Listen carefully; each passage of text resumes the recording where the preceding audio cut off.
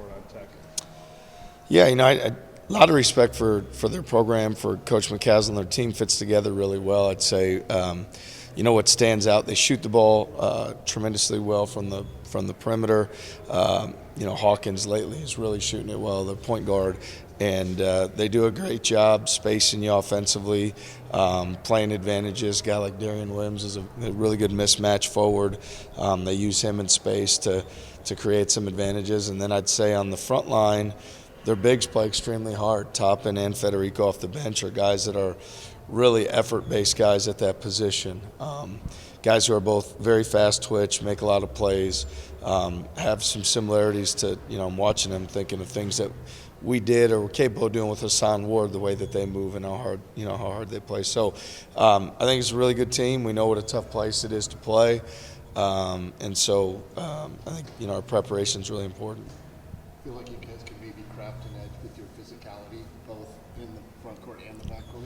Well, that's going to be important, I think, with our guards. We've got bigger, stronger guards that like to play downhill in the paint and at the rim, and finding ways to get those guys there is going to be the important part. They're a team that's very gap-conscious defensively, and like I said, their activity level of their 5 men makes it not real easy to just get in the paint. So getting in there, being physical, and then on the glass offensively, we've got some more physicality and size at the 4 and the 5 position. Their guys play extremely hard, so we're going to have to match that effort and one up that effort and be relentless and physical and be there every single possession. Wins at their place have been pretty tough to come by. To be fair, you guys have only had a couple of opportunities, but what about playing in Lubbock makes it really difficult to come away with a win? Yeah, they have a great home court. Their fans come out and support it. It's a rowdy environment. They crank the noise all the way up, and then you got to have a good team, and they have a good team. They have a really good team. So I think all those things factor into it, making it a great home court advantage. But even with everything else going on, I think having a really good team is probably the biggest factor. Is Keyon's physicality what makes him so effective finishing around the rim? Keyon has the ability to just keep coming at you. So I think, once you take one bump, then he redirects and comes another way. He has great body control and balance to be able to go one way and switch to another, to take contact and keep moving forward.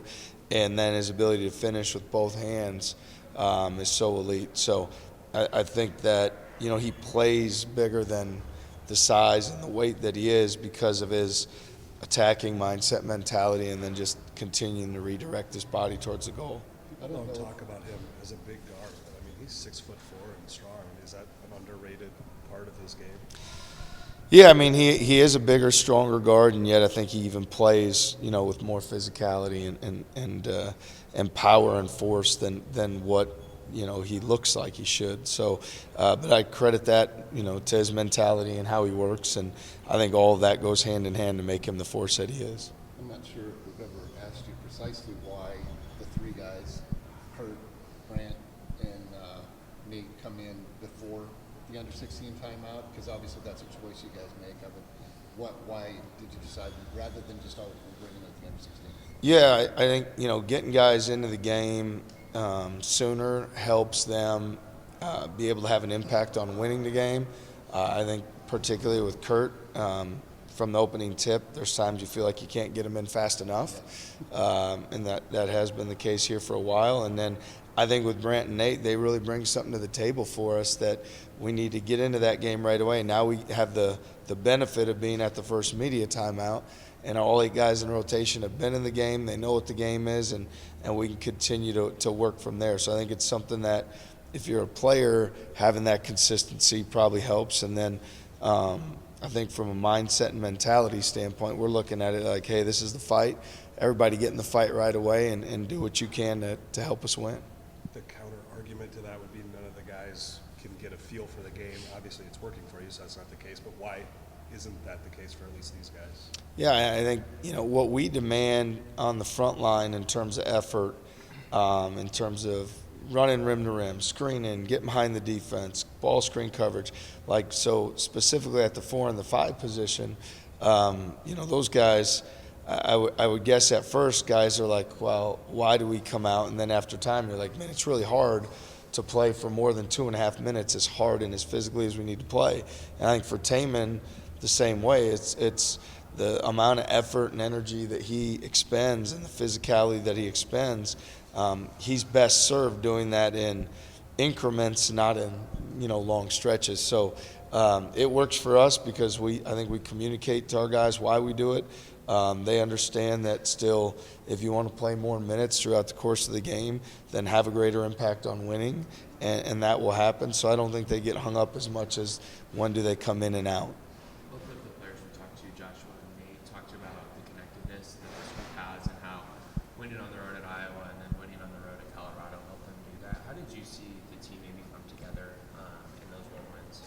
I think, more than anything, once we get everybody together, it's about guys embracing each other, embracing differences, understanding the process and the way that we do things, and everybody, giving everything they can to do that. And that starts in June. It carries over to the fall, the investment the players make, and then you hope that you've made it so that it's real, because when you get in those environments, you're going to find out one way or another if it is or it isn't. So I think in both cases, the road games that we've played that you mentioned, there's certainly areas we could have played better, and more specifically, keeping our focus for 40 minutes.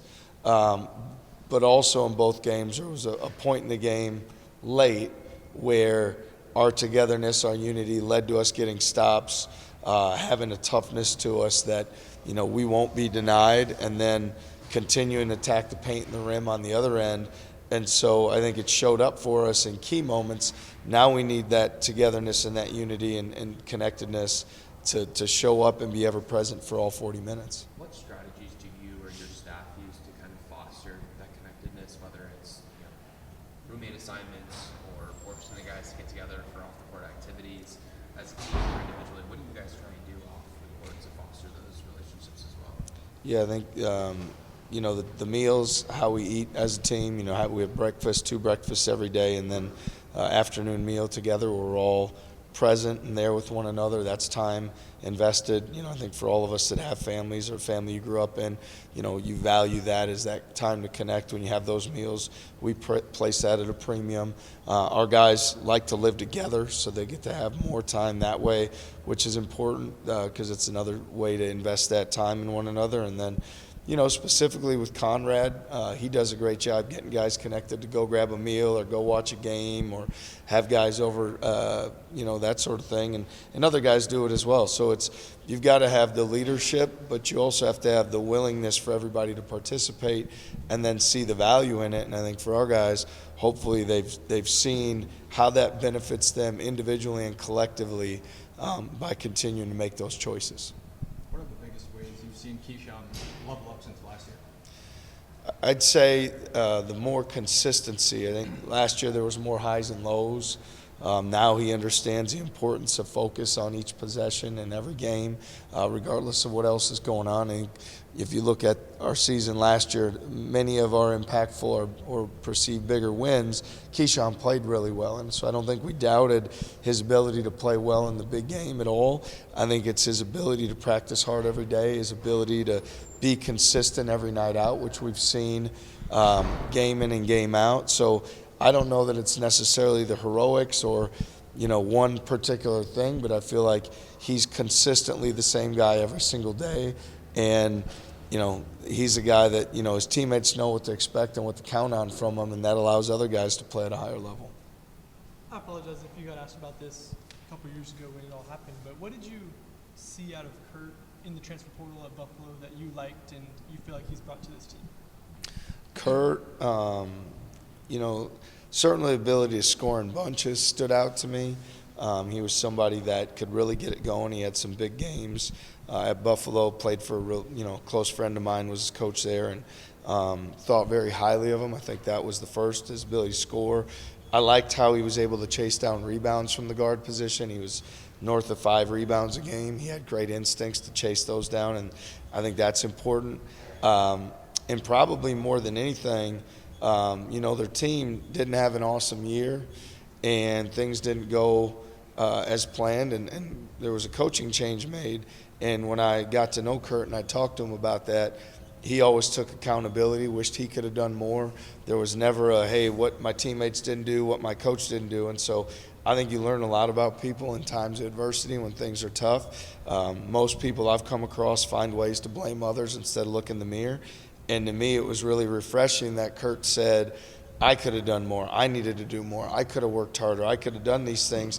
I understand that, and I'm not going to take that for granted. And so that's why we've continued to maintain our belief in him, and he's continued to elevate himself. And I think it's a testament to who he is as a man and his character. Was he on your radar at all when he was at Indian Hills, or did you kind of come aware of him because of your relationship with the Buffalo? Yeah, I mean, he was not on our radar at Indian Hills. I'm trying to recall timing-wise, where we were at, even recruiting or that sort of thing. Like, look, Kurt's somebody that has continued to work, and I think if you look at, he's a guy at a high school that didn't have a Division I offer, and probably if you look at ratings of Minnesota high school players in his class, I think at some point he had said to me he wasn't in the top 40, so I think he's continued to do the work to elevate himself and put himself on people's radars. I don't think he's somebody that people have been as aware of for a long period of time and say, oh, I knew 5 years ago this was coming. He's the guy that will some others focus on other things and maybe don't work as hard. He's continued to take steps and create momentum for himself, and I think that's something that he's really good at and he's going to continue to do moving forward.